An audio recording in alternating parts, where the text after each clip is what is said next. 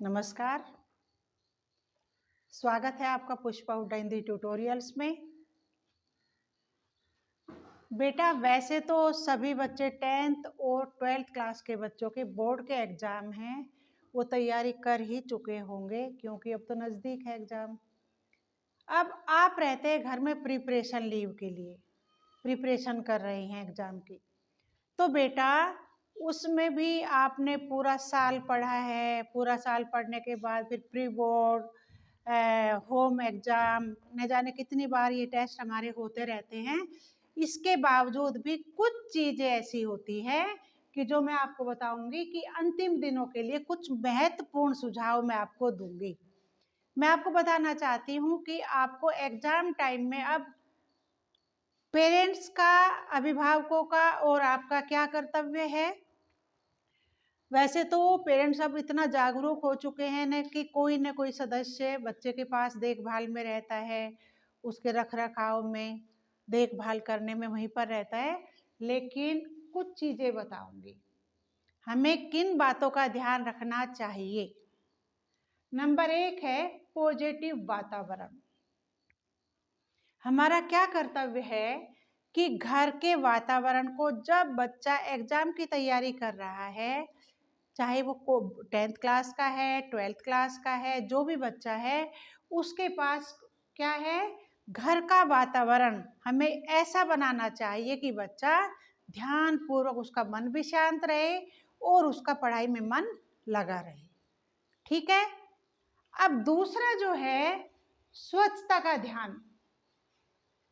अब बच्चा प्रातःकाल उठेगा, पढ़ाई करके थोड़ा घूमने फिरने के बजाय वो फिर अपने कमरे को साफ करेगा, ये करेगा।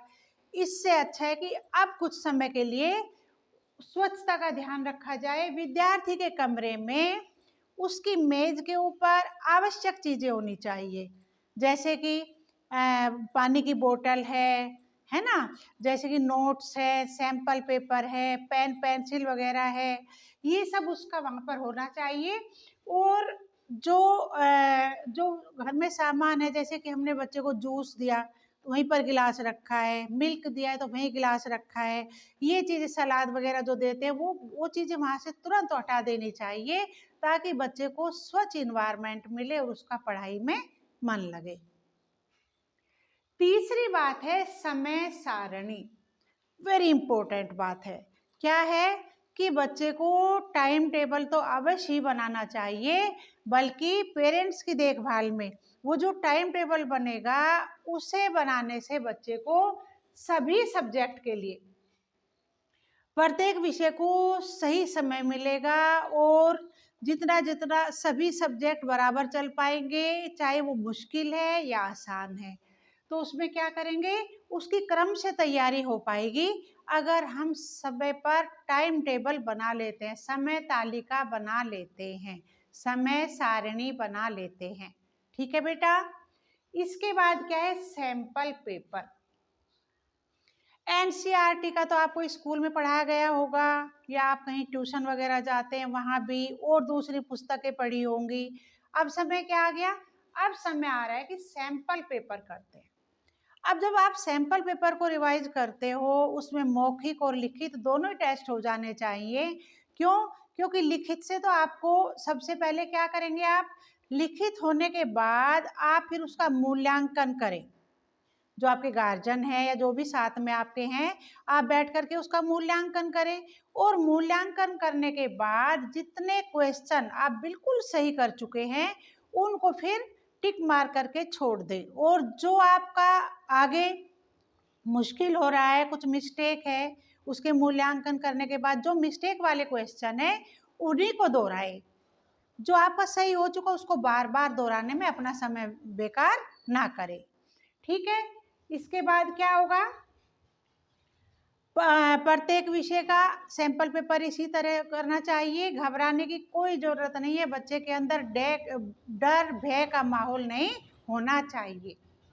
अब क्या है, अब जब आप मूल्यांकन करते हैं ना, तो आप परसेंटेज को कम से ज़्यादा की ओर लेके चलते हैं, यानी कि पहले 40% का सब में तैयार कर लीजिए, उसके बाद 50, 60, 70, 80, 80% के बाद जो 20% आगे बचा होता है ना, उसमें क्या है, बहुत ही अलग से क्वेश्चन, थोड़ा मुश्किल क्वेश्चन, थोड़ा जिन बच्चे ने थोरोली सारा ही पढ़ा है वे कर पाते हैं उन क्वेश्चनों को, और उसे करने में कोई दिक्कत नहीं है। लेकिन उसमें क्या होगा, उसमें दो तरह के स्टूडेंट है, जो बच्चा थोरोली पूरा साल पढ़ चुका है और वो पढ़ने के बाद, जो बच्चा थोरोली पढ़ने के बाद एक्साइटमेंट हो चुका उसको कि बस अब मैं एग्जाम देना चाहता हूँ, तो मेरी सारी तैयारी है, अब मैं बोर हो चुका बस। लेकिन उस बच्चे को चाहिए कि जो आपने सैंपल पेपर तो किया है, सैंपल पेपर करने के बाद आपने 100% तो मार्क्स लिए हैं, लेकिन आपकी जो बुक है, बुक के कुछ लास्ट में कुछ थोरोली चैप्टर को पढ़ने में उसको अंडरलाइन करके देखे, क्योंकि 10% मार्क्स अलग से भी आते हैं क्वेश्चन, ठीक है, कोई कोई।